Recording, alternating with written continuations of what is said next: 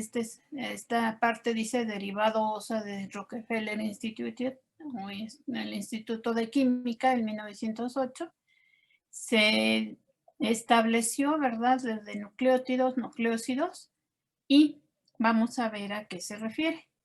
Ustedes están viendo aquí una ribosa, que es la que estoy señalando con el cursor. ¿Por qué sé que es una ribosa? Porque, primero, es una pentosa. Ambas estructuras que tengo son pentosas.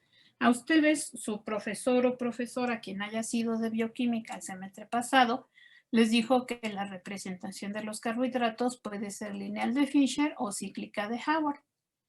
En este caso, para que forme parte de la estructura del DNA, tiene que estar en una forma cíclica que se llama proyección o forma cíclica de Howard.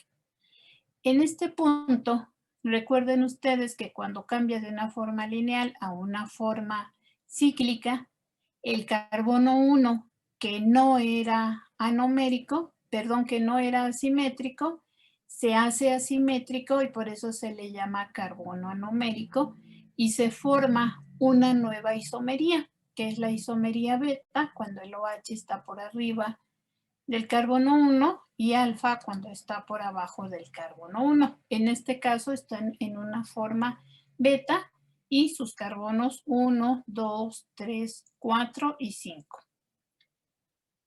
El carbono 2 tiene un OH y por eso se llama beta de ribofuranosa o simplemente ribosa. Como dicen ahí para los cuates ribosa, pero su nombre completo beta de ribofuranesa. Beta por este enlace, D porque tiene la isomería D. Recuerden ustedes que la isomería D está determinada por la posición del OH más cercano al alcohol carbono terminal, que les dijeron en bioquímica el semestre pasado, y hacia el carbono 5 tiene un OH. Acuérdese del OH para que ahorita despejemos la duda de éster y fosfodiéster, la señorita que me comentó. Hacia el lado derecho, ahora estoy señalando con el cursor una beta de desoxirribofuranosa. Desoxi quiere decir que le falta un oxígeno en el carbono 2 y por eso es un 2-desoxi. Que ustedes están viendo, estoy señalando con el cursor el carbono 2 y carece de oxígeno y por eso es un 2-desoxi. Sigue siendo un beta de 2-desoxirribofuranosa o 2-desoxirribosa o simplemente desoxirribosa. Desoxirribosa que va a estar formando parte del DNA y ribosa que va a estar formando parte del RNA. Hasta este momento, lo que dije de esta diapositiva, ¿nos ha quedado claro? Sí. Sí. Okay. Doctora. Mande. ¿Me pueden detener, Perdón. El siguiente componente son las bases nitrogenadas.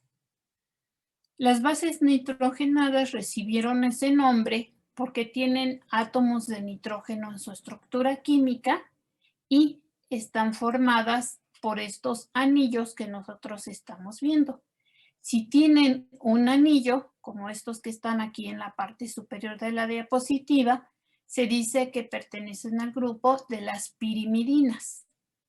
Si tienen dos anillos, pertenecen al grupo de las purinas. Por lo tanto, las de abajo son purinas o purínicas o púricas, cualquiera de los nombres que ustedes encuentren en los libros es correcto, y las de la parte superior que tienen un anillo, pirimidínicas, pirimidinas. Al grupo de las pirimidínicas pertenecen la citosina, la timina y el uracilo.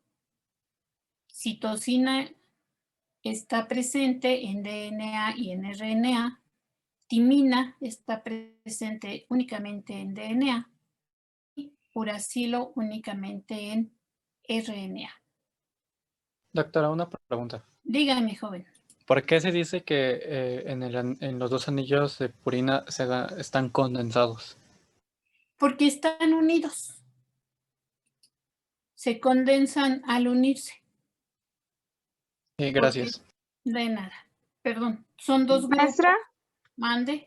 en citosina estaban DNA y RNA. Citosina está en RNA y DNA. Gracias.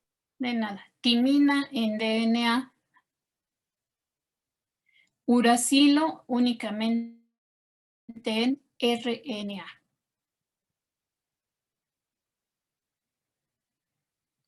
¡Oh, qué caramba! No sé qué le muevo. Bueno, es que es muy sensible esto, perdón. Entonces, vean ustedes, ahora estoy señalando el lado izquierdo de la diapositiva, cómo se enumeran los componentes de los anillos heterocíclicos de las bases nitrogenadas. Aquí en 1 sería nitrógeno 1, en 2, carbono 2, nitrógeno 3, carbonos 4, 5 y 6. Entonces vemos que las bases pirimidínicas están formados por estos 6 elementos, pero pues también tienen sus oxígenos, también tienen sus grupos metilo.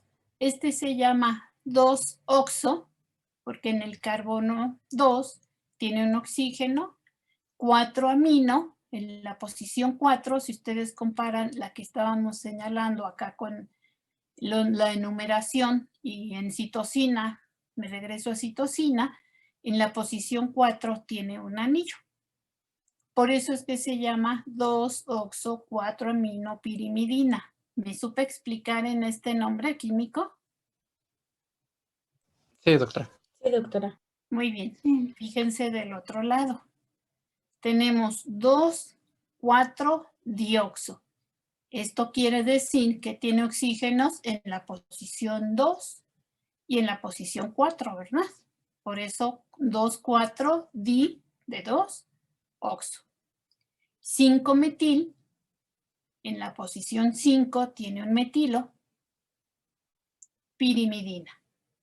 O también 5-metil diuracilo, perdón, uracilo.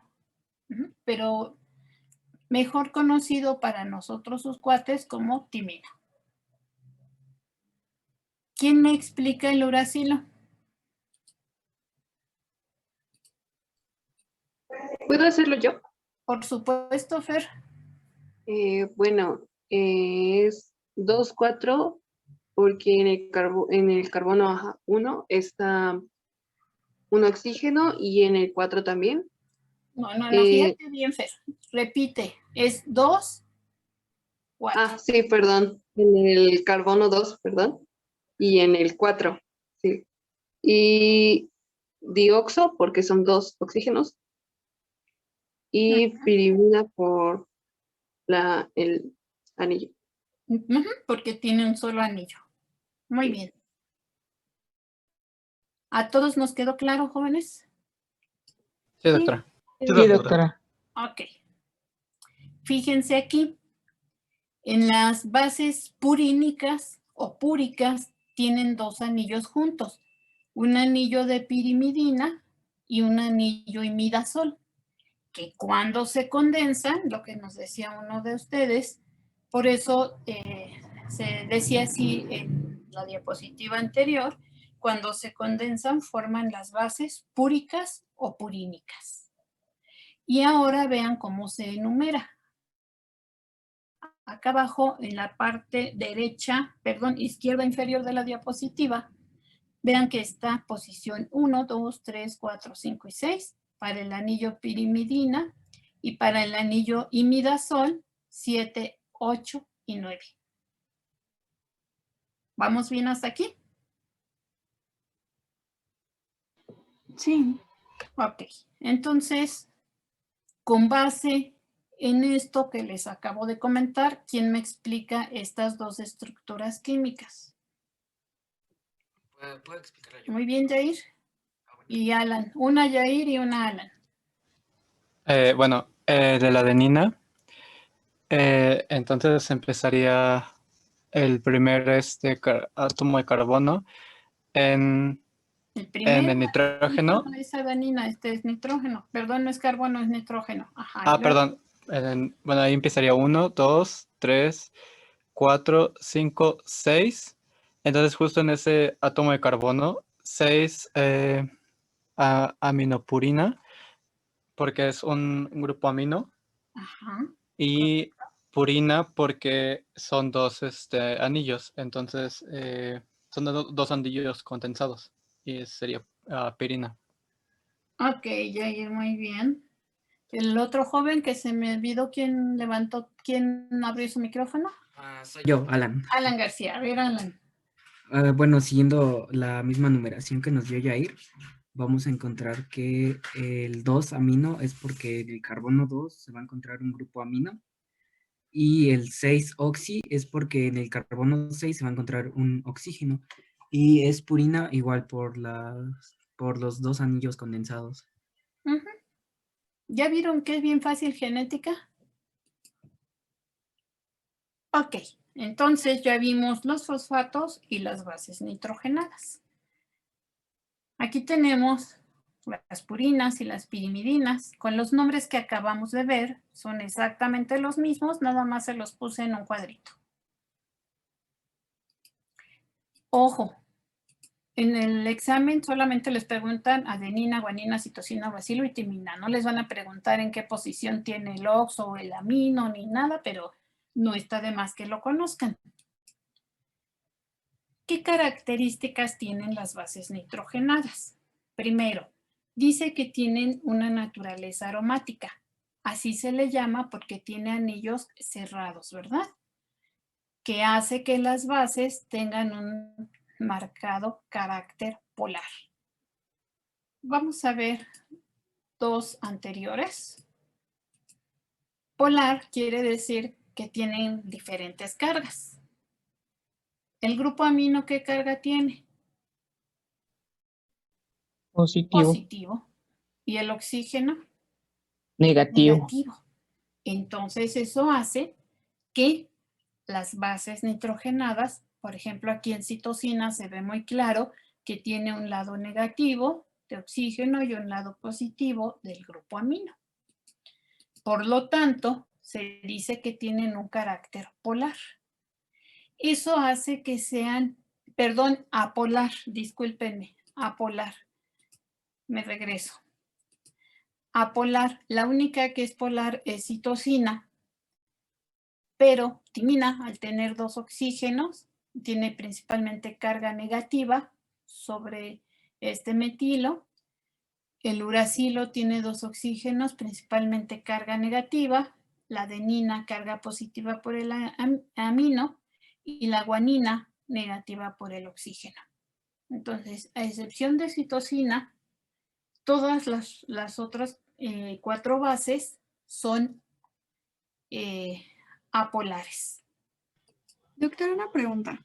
Díganme. En el caso de la guanina, que también tiene bueno, ya parece que tiene un grupo amino en el carbono 2, ¿aún así se toma como que es una carga negativa? En este caso aquí nos la están sombreando porque predomina, pero sí tiene usted razón, aquí en este punto está representándonos, ese amino. Pero en general predomina una de las cargas, o predomina la negativa o predomina la positiva. Por eso es que se dice que son apolares. Y Sí, eso gracias. mande, Nada, gracias. no hay nada. Eso hace que repelan al agua. ¿Por qué razón? Porque el agua es una molécula polar. Tiene un polo positivo y un polo negativo. Entonces el agua rechaza las bases nitrogenadas, son hidrofóbicas. Por lo tanto, también son poco solubles en agua a pH celular. El pH celular es de 7.3, ¿verdad? Más o menos como el del plasma. Dice, las bases nitrogenadas son bases débiles, pues sus átomos de nitrógeno, tanto nucleares como extranucleares, se pueden protonar. ¿Esto qué quiere decir? Recuerden ustedes que el nitrógeno tiene diferentes valencias. Puede haber NH2, NH3 y hasta NH4, ¿es correcto? A eso se refiere con que se puede protonar, que puede ganar y convertirse de NH2 a NH3 o a NH4. Entonces, por eso se dice que las bases nitrogenadas son bases débiles por su capacidad de protonarse o de recibir esos hidrógenos. Se les llama protones a los hidrógenos porque solamente tienen un electrón de valencia y en el núcleo, al tener un protón y un neutrón, predominan las cargas positivas y por eso se dice que son protones. Entonces, eso le da la característica de ser bases débiles. Bueno, gracias a su estructura aromática, a esos anillos que estamos viendo, cuando están a un pH de 7, hicieron estudios los científicos en su laboratorio, donde a las bases nitrogenadas las exponían a luz ultravioleta. Y en cercano a 260 nanómetros, que es esto que estoy señalando con el cursor, la mayoría de bases tenían absorción de luz ultravioleta. Ya no se ve el cursor, dejen ver si puedo sacar la lucecita porque a veces no la sé sacar. Ok, entonces aquí donde está la lucecita es 260 nanómetros y adenina es donde tiene mayor absorción de luz, citosina un poquito cerquita, acá tenemos uracilo, en cafecito, también por aquí es donde absorbe más luz, por aquí tenemos timina, entonces se concluyó que la absorción más fuerte de luz ultravioleta se hacía en un promedio a 260 nanómetros para la mayoría o para todas ellas. ¿Qué importancia tiene esto? Bueno, esto tiene la importancia de que si nos exponemos a luz ultravioleta, puede haber alteración en las bases nitrogenadas de nuestro DNA y puede romperse el DNA y puede haber alteraciones, puede haber mutaciones o puede haber algunos otros problemas que vamos a ver más adelante en nuestras clases. ¿Sí? Por eso es que nos dicen que tenemos que exponernos a la luz solar en la mañana, 15 minutos y no quedarnos ahí 5 horas más que cuando vamos a la playa. Y aún así hay que usar en lugar de bronceador un protector solar para que no tengamos repercusiones de este tipo. Esto es importante porque las personas que están mucho tiempo en el sol, campesinos, los lancheros, aquellos que trabajan en la intemperie, frecuentemente pueden tener alteración, mutaciones en su DNA que incluso se puede asociar a cáncer de piel. Entonces, esto ya va teniendo una aplicación clínica. ¿Voy bien hasta aquí? Sí, doctora. Sí, doctora. Doctora. Sí, doctora. Ok, vamos a ver. Entonces, ¿cómo se une? Y ahora sí vamos a ver ya lo de que nos decía su compañerita de los enlaces fosfoéster, cómo se unen cada una de estas partes. Primer punto. Un nucleócido está formado por la presencia de una base nitrogenada y un azúcar que quedamos que puede ser una pentosa, que sea ribosa o desoxirribosa. También se puede definir que un nucleócido es el producto de la hidrólisis de los nucleótidos cuando se les libera un fosfato inorgánico. ¿Qué significa esto? Bueno, un nucleótido este que estoy señalando con el cursor, un nucleótido está formado por base nitrogenada, pentosa y de 1 a 3 fosfatos. Cuando pierde los fosfatos, se forma un nucleósido porque únicamente nos queda la base nitrogenada y la pentosa. ¿Nos quedó claro este concepto? ¿Lo puedo repetir? Yo no entendí bien. Sí, claro que sí. Déjeme ver si tengo una ilustración por aquí.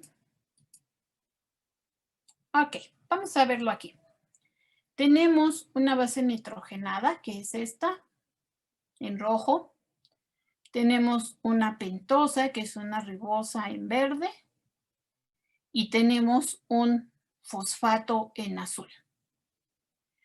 Todo junto es un nucleótido, como dice aquí arriba. Si a esto yo le quito el fosfato,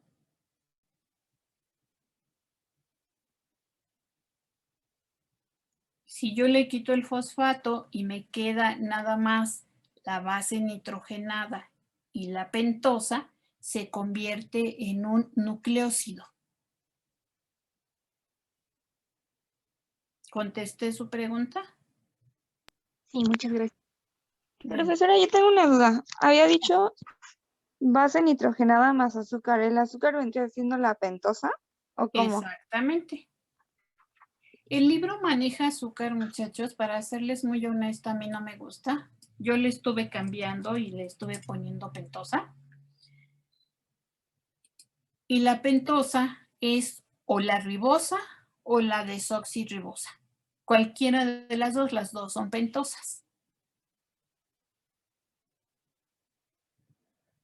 ¿Nos quedó? Sí. Sí. Entonces, Sí. repetimos. Base nitrogenada, pentosa y fosfato es un nucleótido. Si yo le quito el fosfato y únicamente me queda la base nitrogenada y la pentosa, es un nucleósido.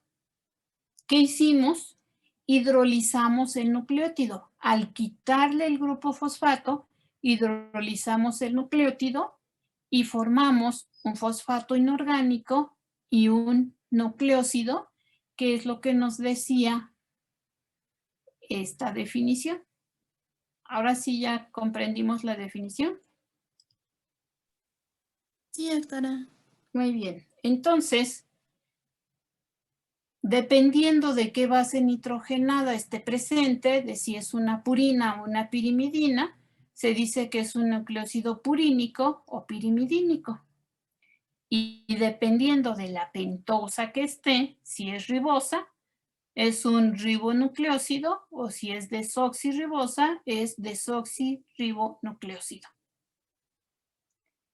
Entonces pregunto, si a un nucleósido yo le agrego un grupo fosfato o un fosfato, como dice aquí, ¿qué formo? Un nucleótido. Un nucleótido. ¿Verdad? Muy bien, jóvenes. Vamos a ver cómo se unen. Recuerden ustedes que no se les olvide la estructura química de la ribosa y la desoxirribosa.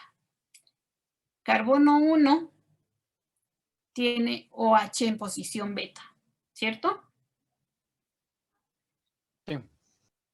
Ok. Y las pentosas tienen, perdón, las bases nitrogenadas también tienen OHs. Ahorita vamos a ver dónde. Entonces, en este caso que tenemos nosotros aquí de una base púrica, en su nitrógeno 9 tiene un OH. El OH del nitrógeno 9 de la base purínica reacciona con el OH del carbono 1 de la ribosa. Se libera agua y se forma un enlace glucosídico, o como dice el autor, glicosídico. Ya habíamos visto que era una isomería beta porque el OH estaba arriba del carbono. Y vean lo que dice aquí. La desoxirribosa se numera con primas. 1', 2', 3', 4' y 5'. ¿Esto por qué razón? Porque las bases nitrogenadas se numeran con el número sencillo. 1, 2, 3, 4, 5, 6. 1, 2, 3, 4, 5, 6, 7, 8, 9. Entonces, para no confundirnos, los científicos establecieron que las pentosas se iban a enumerar con números primos. 1', 2', etcétera. Esa comita que está aquí arriba significa prima. Y de esa manera vamos a diferenciar entre la numeración de la base nitrogenada y la numeración de la pentosa. ¿Nos quedó claro o hay alguna duda? Yo tengo una duda, doctora. Dígame, joven. Había dicho que se formaba un enlace. ¿Cómo se llama ese enlace? ¿Me lo puede repetir? Sí, por Es supuesto, es cuando- un enlace Ajá. N-glucosídico o glicosídico. Lo correcto es que sea con U, porque es un glúcido. La ribosa y la desoxirribosa son glúcidos, pero cuando hacen la traducción de inglés a español le ponen glico, aunque lo correcto es glucosídico. Entonces, enlace que une la base nitrogenada con la pentosa se llama N-glucosídico. N-glucosídico. N-glucosídico. Ok. Entonces, dependiendo de cuál sea la base nitrogenada y cuál sea la pentosa, se forman diferentes tipos de nucleósidos. Purínicos, donde está presente la adenina y la guanina, y pirimidínicos, donde está presente sindosina, timina y uracilo. Y bueno, estos son aquí abajo los nombres. Si hay adenosina, dice 9, 1', beta de ribofuranosil. 9 de que el OH del nitrógeno 9. 1' de que el OH del carbono 1' de la pentosa. D, porque ya nos habían establecido que en forma lineal de Fischer era una D, ribofuranosil adenina. Así se le va a llamar a este, que es un nucleósido. Si en lugar de adenina hay guanina, es un 9, 1', beta de ribofuranosil guanina, o guanosina, o adenosina en el caso anterior. Dice aquí que si es una adenosina o guanosina o citirina o uridina, estamos hablando de que estos pueden estar presentes en el RNA. ¿Por qué? Porque hay uracilo. Aquí está. Si dijera 2-desoxi, ¿formaría parte de qué? De la El DNA. Del DNA, exactamente. Por eso ahora es un 9, 2', desoxi, o sea, nos está diciendo, se une el carbono 9, pero en el carbono 2' falta un oxígeno. Entonces reacciona aquí el 1' beta de ribofuranosil adenina. Y así sucesivamente con cada uno de ellos, excepto con uracilo, porque en el DNA no existe el uracilo. ¿Nos quedó clara esta parte? Sí, doctora. Ok. Para que se forme un nucleótido, la base nitrogenada y la pentosa, que están unidas por un enlace N-glucosídico, tienen que unirse al fosfato por un enlace éster. La pregunta que me hacía la señorita hace ratito, no se me ha olvidado. Vamos a ver cómo se forma. La pentosa tiene un OH y el fosfato tiene un OH. Estos dos se unen, también liberan una molécula de agua y este que está señalado con la flecha roja se llama enlace fosfoéster. Y ya tengo un nucleótido.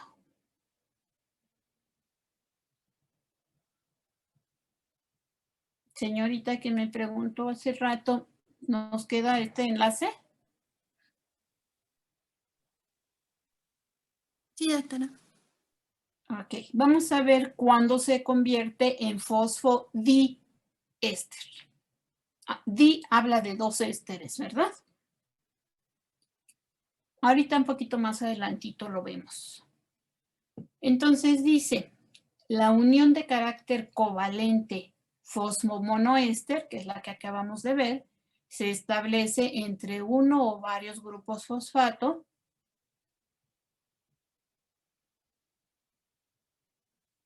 ¿sí? Siendo, aquí perdón,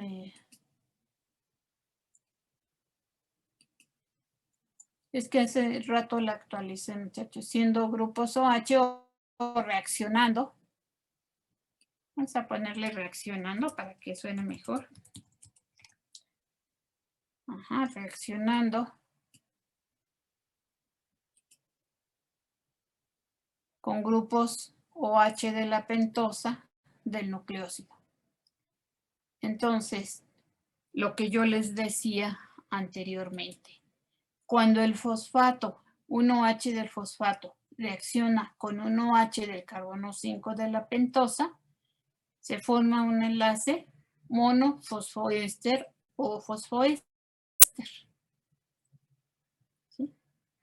Y estos son muy importantes porque son los que forman a los nucleótidos. Y cada nucleótido, un nucleótido es componente de los ácidos nucleicos. También pueden tener función como coenzimas, como neurotransmisores, como moléculas energéticas y otras que vamos a ver. ¿A qué se refiere esto?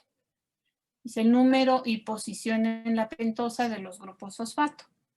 Tenemos la base nitrogenada unida por su enlace N-glucosídico a la pentosa. Aquí el carbono 5 se une al fosfato y se formó un enlace monofosfoéster. Como solamente hay un fosfato, es un nucleósido monofosfato. O bien un nucleótido, si ustedes le quieren llamar, también es correcto. En este caso de acá, se están uniendo dos fosfatos. Por lo tanto, es un nucleósido difosfato o ADP. Y si se unieran tres fosfatos, que es lo máximo que se puede unir, sería un nucleósido trifosfato. O bien el famoso ATP que nosotros conocemos, yo creo que desde la secundaria. Y esta es la estructura del ATP y los fosfatos se pueden denominar como alfa, beta y gamma. Cuando forman parte de los ácidos nucleicos, los vamos a encontrar como nucleósidos monofosfato. Cuando reacciona un nucleósido monofosfato con otro nucleósido monofosfato, se dice que hay polimerización para formar las cadenas de los ácidos nucleicos. ¿Hasta aquí hay alguna duda?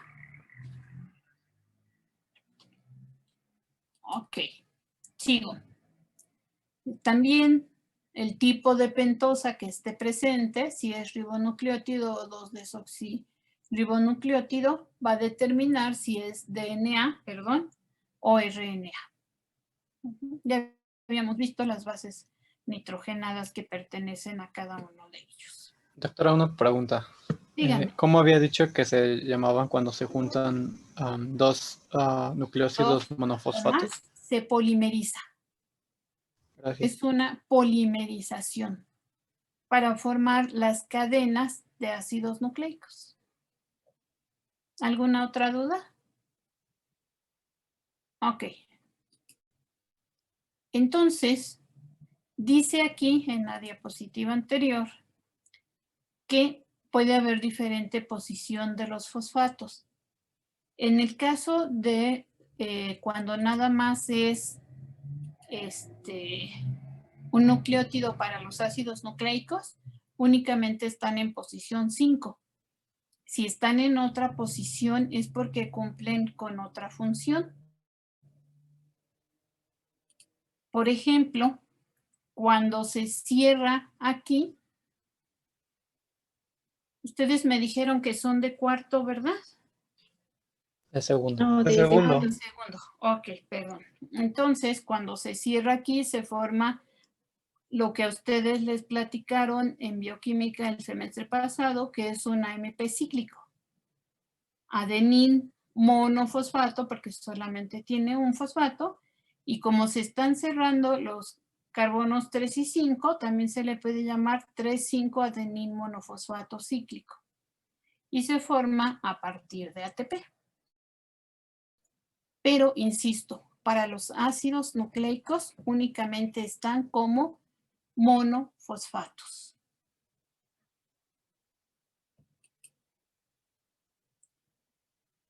De acuerdo a como el libro nos marca la nomenclatura, dice que son ésteres monofosfato del nucleósido, por ejemplo, adenosin monofosfato AMP, o enosin difosfato o GDP, o uridin trifosfato, que es UTP.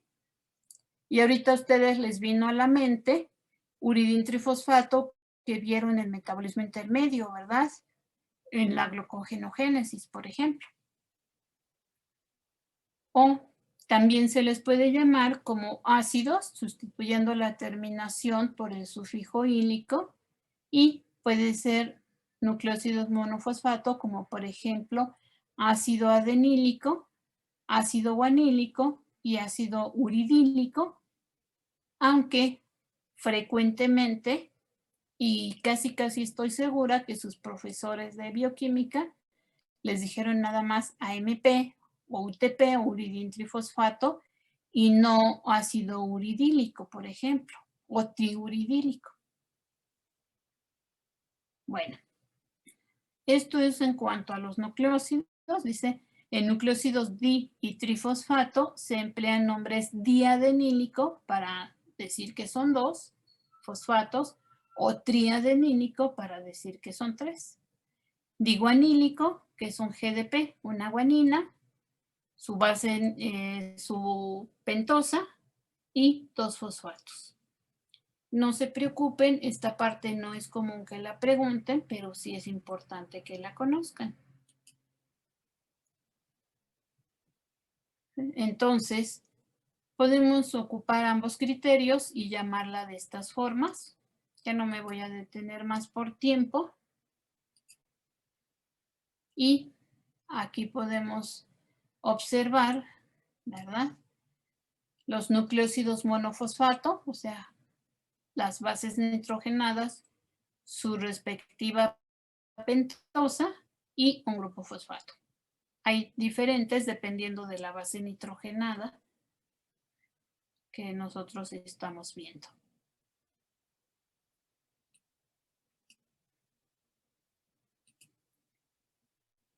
Y además de la base nitrogenada, dependiendo de la pentosa que esté presente, tenemos dos tipos de ácidos nucleicos, que son el ácido ribonucleico o RNA o desoxirribonucleico, o también conocido como DNA. En células eucariotas, que son las de nuestro cuerpo, el DNA generalmente está en el núcleo celular formando cromosomas. También se puede encontrar en la matriz mitocondrial. Eso en cuanto a las células humanas. En plantas puede estar en cloroplastos.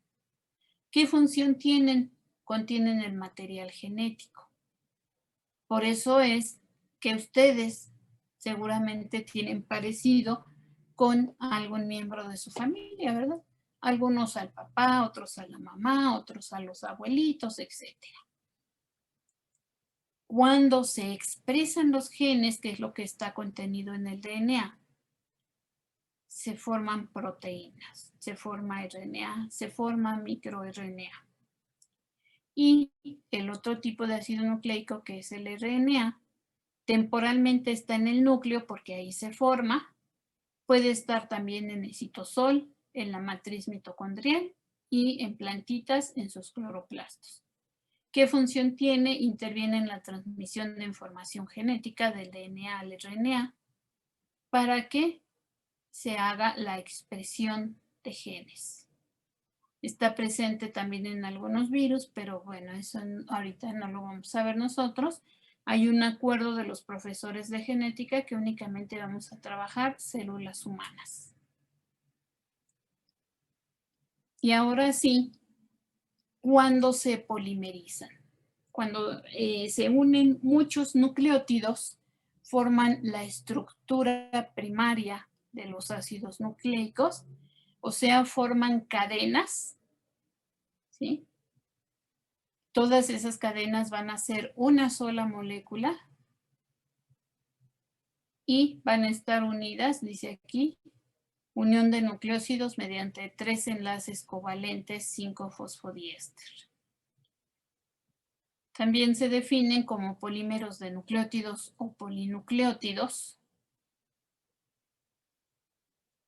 Y ya vimos lo del enlace N-glucosídico. Y ahora vamos a ver lo del enlace fosfodiéster. Aquí tenemos nosotros la adenina, que es una base nitrogenada. Aquí tenemos una pentosa y acá al ácido fosfórico. Lo que estoy señalando ahorita, unión entre carbono 5 y fosfato, es un monofosfato. En este caso, es un enlace fosfoéster. Cuando otro OH del fosfato reacciona con el OH del carbono 3 de la pentosa, se forma un enlace, dice aquí, fosfodiéster. ¿Por qué di? Porque carbono 3 con fosfato es un éster, carbono 5 del otro nucleótido con fosfato es otro éster. Por lo tanto, aquí tengo dos ésteres y por eso se llama fosfodiéster. ¿Me expliqué bien? Sí, doctora. Sí. Entonces, gracias. Cuando se van uniendo todos estos, es cuando se van polimerizando, que es lo que decíamos hace rato. O sea, se van juntando muchos nucleótidos. La cadena de DNA se ha calculado que si la estiran completita, puede llegar a medir 2.3 metros.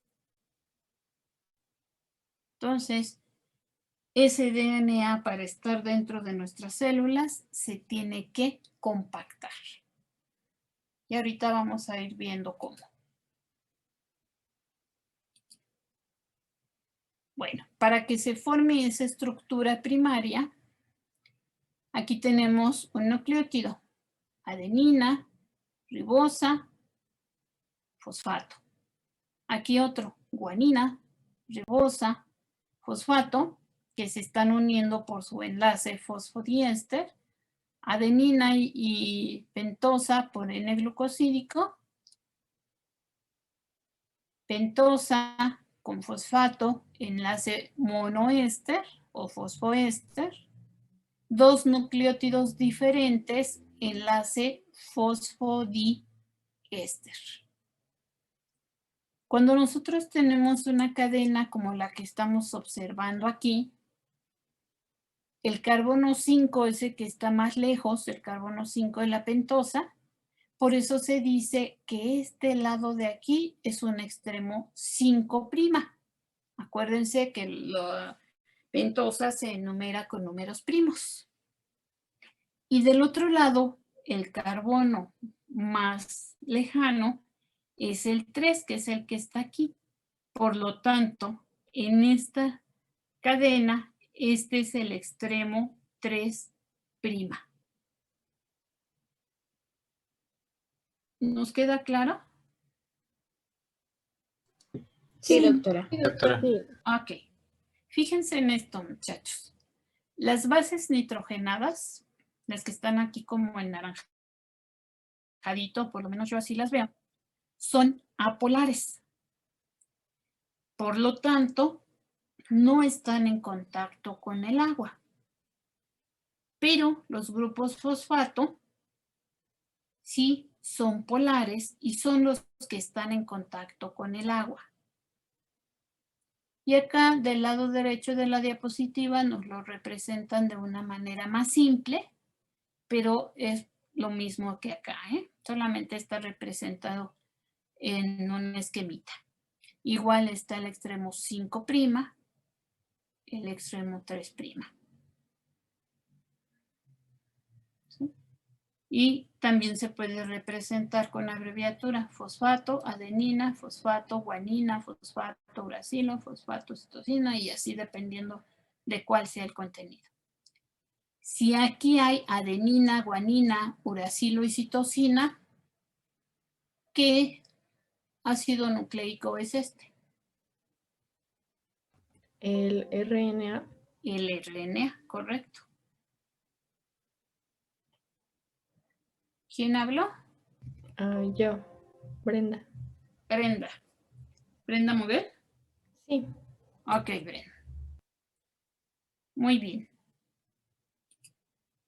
Entonces, ya con todo lo que hemos visto, podemos concluir que hay dos tipos de ácidos nucleicos. El ácido ribonucleico o RNA y el ácido desoxirribonucleico o DNA. El RNA está formado por ribonucleótidos, el DNA por desoxirribonucleótidos, ya sabemos por qué se les da esta denominación. Dice, enlazando los monómeros enlace fosfoéster, en el RNA hay ribosa, en el DNA hay desoxirribosa y ambos tienen adenina, citosina y guanina, RNA tiene uracilo y DNA tiene timina. Y aquí tenemos otro esquema similar al anterior, donde estamos viendo un segmento de RNA. ¿Por qué sé que es RNA? Porque en el carbono 2 tiene OH. Y al lado derecho estoy viendo un segmento de DNA porque carece de oxígeno en la posición 2. Por ese simple hecho, ustedes ya pueden saber que uno es DNA y el otro es RNA. Además, este tiene timina y del otro lado tiene uracilo. Aquí seguimos viendo los extremos 5' y acá abajo los extremos 3'.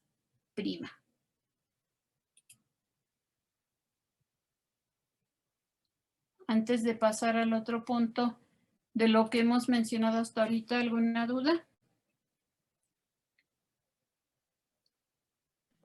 No, ninguna. Bueno, No. vamos a seguir entonces.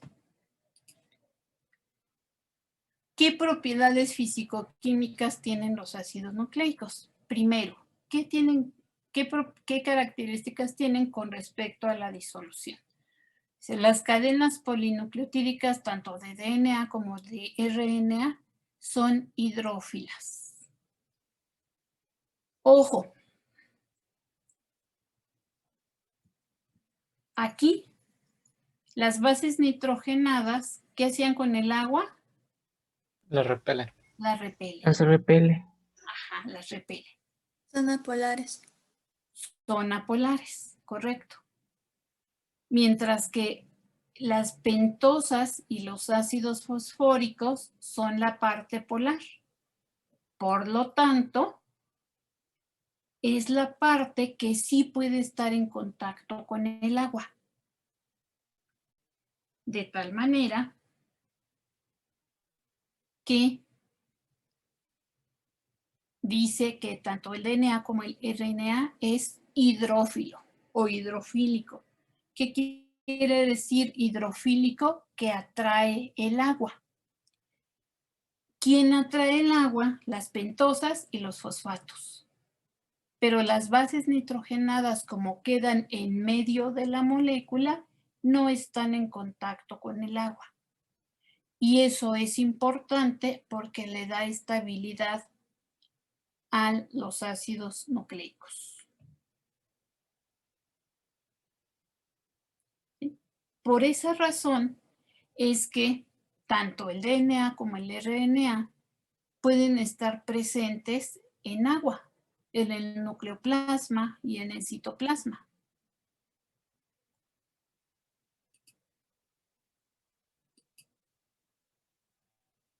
Entonces, ¿qué hay con respecto al pH? Dice, a pH fisiológico, que es de 7.3, los grupos fosfato tienen un pK aproximado a 2. El semestre pasado ustedes ya vieron en bioquímica que es el pK, que es su grado de ionización.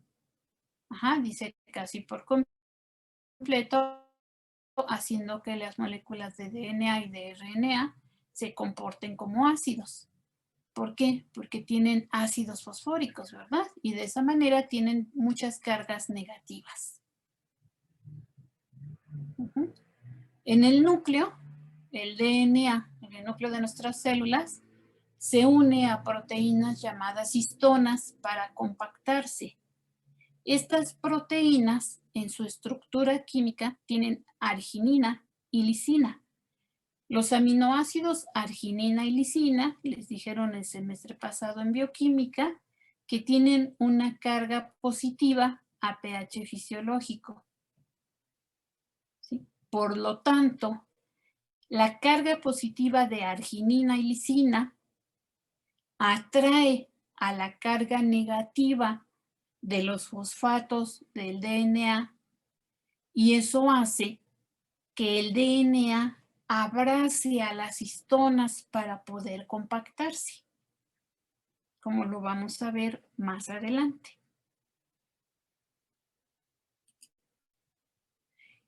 Específicamente en los espermatozoides, en su DNA, no hay histonas. Hay proteínas más pequeñitas que se llaman protaminas, pero que también tienen una carga positiva. ¿Sí?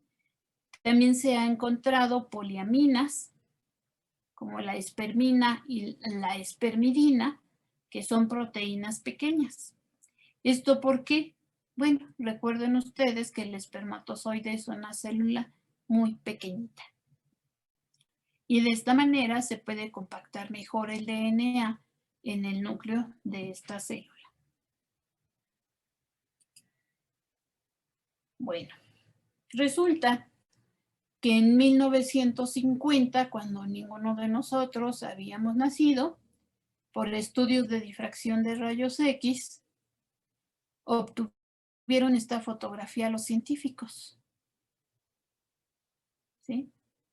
Y en los laboratorios de estos dos científicos, del doctor Wilkins y la doctora Franklin, perdón, obtuvieron esta fotografía. donde establecieron o les permitió conocer la estructura helicoidal del DNA, ya que esta forma de X que estamos viendo permitió que establecieran que en el centro estaban las bases nitrogenadas y por fuera tanto las pentosas como los fosfatos. Y también vieron que se formaban algunos ángulos que vamos a ver más adelante. Cuenta la leyenda, muchachos. Bueno, esta es la misma imagen porque es del DNA-B, que es el que está en nuestras células.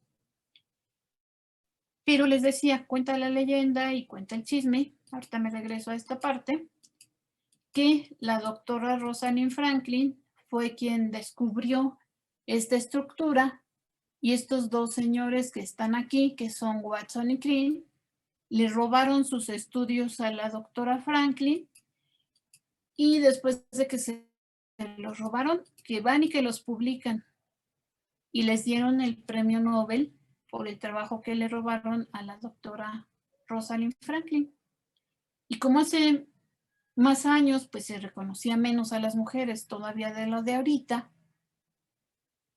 pues ya se quedó como parte de la historia. Después se propuso que se le hiciera un reconocimiento y se le otorgara el premio Nobel a la doctora Rosalind. Sin embargo, pues como ya había muerto y dijeron que no se podían entregar premios Nobel después de muertos, le dejaron el crédito a Watson y Crick. Entonces, para que vean que hasta en las altas esferas hay gente así media de cuidado. Bueno, resulta que ya cuando se conoció esta estructura, llegó el doctor Chargaff, que acá les presento su fotografía, el doctor Edwin Chargaff, y él también estaba haciendo estudios con el material genético y él estableció unas reglas. Él dijo que si se complementan adenina con timina y se complementan citosina con guanina, entonces él estableció que debe haber equilibrio en la cantidad de las bases nitrogenadas que están presentes. Y él dijo, adenina es a timina, como timina es adenina. Por lo tanto, si hay una adenina, hay una timina. Están en una relación 1 a 1. Si citosina es a guanina, como guanina es a citosina, pues también van en relación 1 a 1. Y por eso la ley de Chargaff se basa en la relación cuantitativa de nucleótidos, donde dijo el doctor Edwin Chargaff que adenina es igual a timina y guanina es igual a citosina. Por lo tanto, adenina más guanina es igual a timina más citosina, o lo que es lo mismo, purinas es igual a pirimidinas. Vamos a descifrarlo para entenderle bien, porque a lo mejor tanto rollo nos cuesta más trabajo entenderlo que un simple ejemplito que ahorita vamos a ver. Entonces, como consecuencia de lo que el doctor Chargaff estudió, él estableció que el contenido de bases purínicas, adenina más guanina, se aproxima al de bases pirimidínicas, timinas más citosinas. Por lo tanto, concluyó que hay 50% de purinas y 50% de pirimidinas. ¿Por qué razón? Porque las purinas son adenina y guanina y las pirimidinas, timina y citosina. Fíjense en esto. Si adenina se complementa con timina y guanina se complementa con citosina, para que puedan aparearse o para que puedan unirse las cadenas que ahorita vamos a ver, entonces se necesitaba que hubiera, digámoslo así, su complemento, y por eso es que estableció que 50% de purinas y 50% de pirimidinas. Vamos a ver este ejemplo. Dice, si una molécula de DNA de doble hélice presenta 15% de timina, ¿cuál sería el porcentaje de las restantes bases?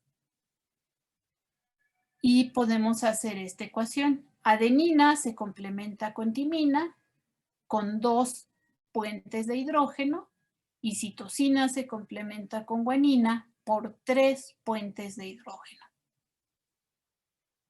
Como dijimos antes, adenina más guanina es igual a timina más citosina. Y se estableció esta ecuación. Si adenina más guanina entre timina más citosina es igual a 1. El enunciado nos dice que hay 15% de timina. Si timina se complementa con adenina, ¿cuánto hay de adenina? 15. 15, perfecto. La suma de 15 y 15 me da 30. Para completar mi molécula me faltan 70%. Por lo tanto, el 70% va a estar formado por guanina y citosina. 35% de guanina y 35% de citosina. ¿Nos quedó claro? Sí. ¿Qué dudas hay, chicos? ¿Podría repetir ese proceso? Es que se me cortó cuando lo explicó. Ok. Vamos a ver. Vamos a ver con el otro ejemplo. Si una molécula de doble hélice de DNA tiene un contenido de citosina, perdón, de guanina más citosina del 56%, ¿cuáles son los porcentajes para las 4 bases timina, adenina, timina, guanina y citosina de esta molécula? Entonces, fíjense aquí. Guanina más citosina son igual a 56%. ¿Cuánto falta para completar 100? 44. 44. 44. Si dividimos esto entre 2, hay 28% de guanina y 28% de citosina. Y faltan 44%. Ese 44% está en timina y adenina.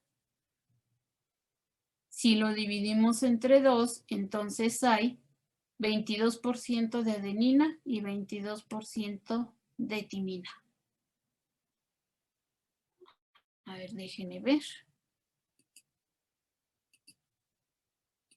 ¿Quién me preguntó de los muchachos? No, ya quedó claro, ya. ¿Seguro, Jorge? Sí, seguro. Bueno, vamos a hacer otro ejercicio que les voy a dictar. Escriban ustedes en su cuaderno. Si una molécula de DNA de doble hélice tiene 18% de citosina, ¿qué porcentaje tiene de las bases restantes? Háganlo. Quien termina primero, levante su manita virtual.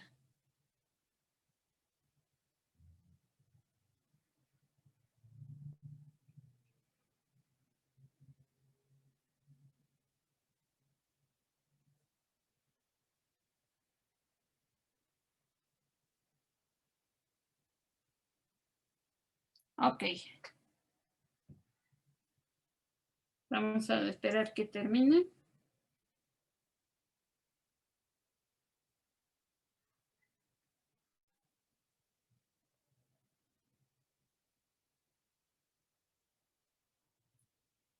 Perfecto. Naiber, díganme por favor qué resultados encontró usted. Bueno, la citosina va a tener 18%, la guanina va a tener 18%, la adenina va a tener 32% y la timina 32%. ¿Los demás están de acuerdo? Sí, de acuerdo. Ok, entonces sí nos quedó claro. Sí, porque van de manera paralela. Exacto. Sí. A ver, otra vez, ¿cómo me dijeron? Ok, 32, ¿verdad? Muy bien. Pensé que me habían dicho otra cosa. Muy bien, muy bien.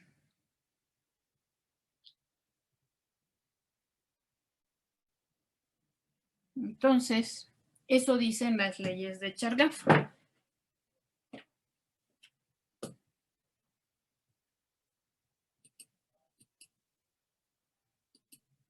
Por lo tanto, pues van a estar en equilibrio. Porque se están complementando. Fíjense bien en esta pregunta. Adenina y timina se unen mediante dos puentes de hidrógeno que estamos observando. Guanina y citosina se unen mediante 3 puentes de hidrógeno. Para romper los puentes de hidrógeno, yo en el laboratorio les aplico calor. ¿Quién va a necesitar más calor para separarse? Guanina y citosina. Guanina y Citosina y guanina. Citosina y guanina, porque hay más puentes. ¿A los demás nos queda claro? Sí. Sí. Ok. Bueno, ¿qué importancia tiene esto? ¿Para qué vamos a ver esto? Primero, pues vean, en 1944, pues se estableció que son las moléculas que transmiten la herencia. En 1950 ya dijimos que lo de difracción de rayos X. En 1953, Watson y Crick publicaron esa información. Publicaron esa información que ya había establecido la doctora Rosalind Franklin. Les dieron el premio Nobel en 1962.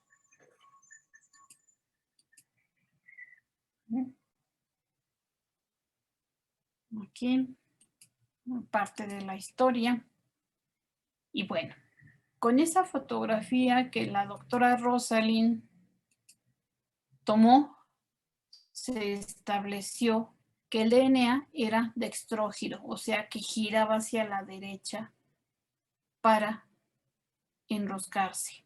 Ahorita vamos a ver cómo le hace y por qué. ¿Sí? Entonces vieron también mediante esa fotografía que las bases púricas y pirimídicas se encuentran una sobre la otra, ¿sí? Apiladas como un polinucleótido a una distancia de 3.4 Armstrong. No se preocupen, es solo un dato, no se les va a preguntar. Si las bases son estructuras planas orientadas de forma perpendicular al eje, lo estableció esta persona en 1947. Aquí está la fotografía de los científicos que participaron. Y también se estableció que tenía que haber complementariedad de bases. La complementariedad de bases es la formación de los puentes de hidrógeno entre las diferentes bases nitrogenadas. Entonces dijeron, para que se formen los puentes de hidrógeno, tienen que quedar enfrente una de la otra las dos bases nitrogenadas. Para que la parte, los hidrógenos unidos al nitrógeno sean la parte positiva y los oxígenos sean la parte negativa, o bien si no hay hidrógenos, aquí se forme una polaridad. Entonces, esto permite que se formen los puentes de hidrógeno. Dice, cuando los tres están en línea y hay distancia cercana a 3 Armstrong, se forman los puentes de hidrógeno. Vamos a ver qué pasa. Primero, aquí podemos ver nosotros Dice fórmulas de partida usadas anteriormente. Tenemos la base nitrogenada y su pentosa. Fórmulas para la base giran 180 grados. Vean ustedes, esta base nitrogenada se dio la vuelta, como si estuviera de frente y después se volteó de espalda. Es este giro de 180 grados. Giró por medio de su enlace N-glucosídico. Esto es importante porque de esta manera, este hidrógeno que está aquí arriba puede donar el hidrógeno a otra base nitrogenada para formar el puente. ¿Sí? Y ahorita vamos a ir viendo cómo se forman los puentes de hidrógeno. ¿Sí? Dice, las fórmulas giradas 180 grados sobre sí mismas. Esto quiere decir, muchachos, que estas bases nitrogenadas que nosotros estamos viendo pueden girar. ¿Por qué? Porque las moléculas no son planas. Nosotros las estamos observando planas porque es un esquema de un libro. Pero en la vida real nuestras moléculas son tridimensionales. Y ese enlace y esa base puede girar, puede moverse, dependiendo de la estructura que va a formar en el DNA. Entonces, vean aquí, dice, al representar un par de bases se emplea la fórmula tipo 2, de la que vimos antes, para el nucleótido situado a la izquierda y la de tipo 3 para el que está situado al lado derecho. Entonces, estos son el criterio 2 y estos son el criterio 3. ¿Por qué hacen esto las bases nitrogenadas? Pues para que lo negativo de este oxígeno quede con lo positivo de este hidrógeno y así sucesivamente y se formen los puentes. Pero bueno, también dijeron en nuestro DNA humano no puede haber todos estos giros. Entonces, de la base nitrogenada.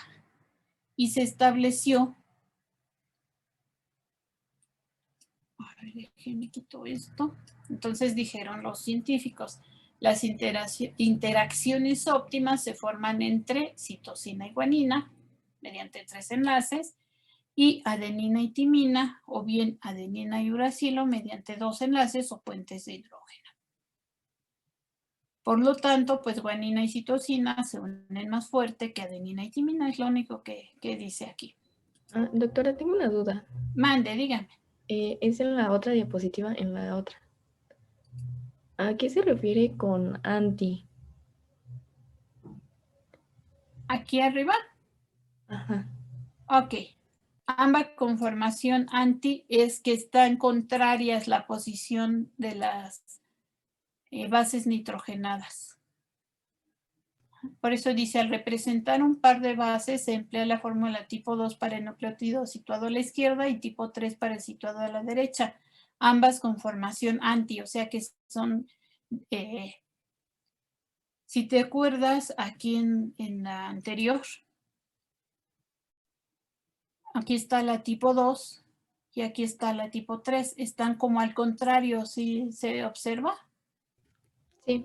Entonces, en la siguiente diapositiva, son anti porque están contrarias una de la otra. Una en posición 2 está de este lado y en posición 3 está del lado contrario. A eso se refiere que son anti. Gracias, doctora. No hay por qué. Entonces,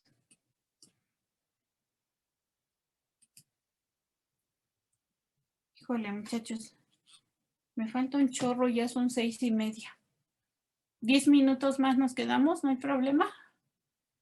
No, sí, no hay problema. No, No. no. Ok. Es que creo que al principio nos fuimos muy despacito, pero bueno, que lo entendamos bien. Entonces, dijeron los científicos que se tenían que complementar estas bases nitrogenadas y a eso le pusieron complementariedad. Y dijeron, para que 2 cadenas se complementen y se haga un DNA de dos cadenas o bicatenario, entonces dice siempre que existan adenina, guanina, citosina o timina en una cadena, se encontrarán respectivamente con timina, citosina, guanina y adenina en la otra cadena. Vamos a verlo en un esquemita. Si esta cadena tiene adenina, guanina, timina y citosina, la otra cadena, para que sea complementaria, tiene que tener timina, citosina, adenina y guanina. Eso es lo que decía la diapositiva que les leí hace un momento. Esta que está aquí. Por lo tanto, son complementarias. Y estudiaron que para que el papel fundamental que guarde la información genética, el DNA, era forzoso que tuviera esas cadenas complementarias. Al tener esas dos cadenas complementarias, también se reduce la posibilidad de que haya modificaciones químicas, o sea, mutaciones. Y si llega a haber mutaciones, más adelante vamos a ver que hay un equipo especial de enzimas y otras proteínas que reparan esas mutaciones. Y dijeron, todo esto es gracias a que hay dos cadenas complementarias. Y además, el que haya dos cadenas complementarias comprobó las leyes de Chargaff. Porque si hay adenina, hay timina y así sucesivamente. Entonces, el que sean complementarias también permitió establecer que se formaba una hélice, que es la que ustedes están viendo aquí. Esta que va dando vueltas se le llama hélice. ¿Y qué significa que sean antiparalelas? Si ustedes ven, esta cadena que estoy señalando con el cursor va de 5' a 3'. La antiparalela va de 3' a 5'. ¿Se comprendió este concepto? Sí. Sí. Yo tengo una duda, doctora. Dígame, joven. No sé si lo voy a decir más adelante. O sea, nos dijo que era una cadena era 5' a 3'. Pero ¿qué hace que la otra sea 3' a 5'? O sea, al revés. O sea, ¿cómo sabe como la cadena que tiene que ir en esa dirección? Bueno, lo sabe porque si estas cadenas estuvieran en la misma dirección, no quedaría enfrente timina de adenina. Quedaría abajo o arriba. Entonces, para que se complementen las cadenas, ¿han visto ustedes las avenidas grandotas? Por ejemplo, en Mario Colín, que está cerca de nuestra escuela, que todos conocemos. Vamos a decir que unos coches van al norte y unos coches van al sur. Entonces, tienen direcciones contrarias. Estas cadenas tienen direcciones contrarias. Lo que quedó aquí arriba es el carbono 5 de la pentosa. Por eso este es el extremo 5'. Acá del otro lado de la cadena, lo que quedó aquí abajo es el extremo 3' de la pentosa o el carbono 3'. En la que es antiparalela, que quiere decir que va en sentido contrario, como el ejemplo de las carreteras, aquí quedó arriba el carbono 3' y acá abajo, en esta ilustración, el extremo 5'. ¿Cómo supieron? ¿Cómo le hizo para voltearse? Esta información ya está en el DNA. Cuando el DNA se replica, que quiere decir que se forma nuevo DNA, Se abren, se separan estas cadenas por unas enzimas especiales que vamos a ver después. Y esta cadena del lado derecho se complementa con una cadena nueva. O sea, llega una nueva adenina, una nueva guanina y así. La cadena del lado izquierdo se va a complementar con una nueva timina, una nueva citosina, una nueva adenina, etc. Entonces, ¿cómo sabe? Ya las cadenas previas de DNA tienen esa información y se la van heredando cada vez que se va replicando el material genético. ¿Sí le contesté? Sí, doctora. Ok.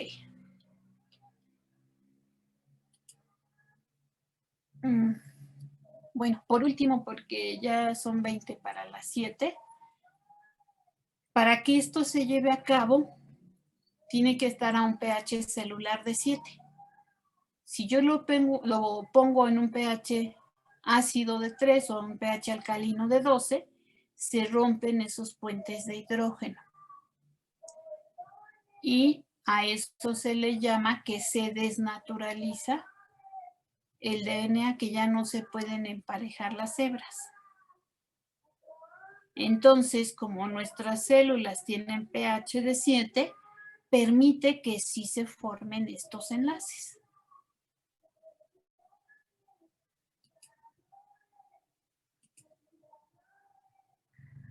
Esto es similar a lo que habíamos dicho antes de las cadenas antiparalelas. Y bueno, vamos a hacer una cosa, vamos a detener la grabación. Esta vez, muchachos, me fui así muy despacito porque apenas hoy les di los libros.